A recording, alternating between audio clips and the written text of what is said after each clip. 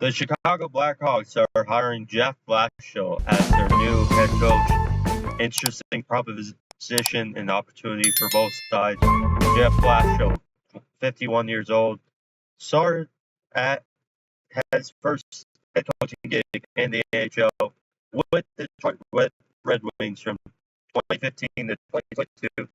Not so great, 204, 261, and 72.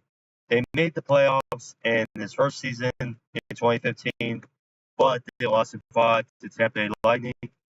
But at least for the bright side, it's going to a Chicago Blackhawks team that is very sour and has not been great as of late. They have not made playoffs since 2020, and they have not had a season over 40, let alone 50 wins since 2017. So, a good margin for error for Blashill, but certainly will have to turn around, hopefully, for Chicago. This past season, they were last in the Central Division, so best luck to both sides.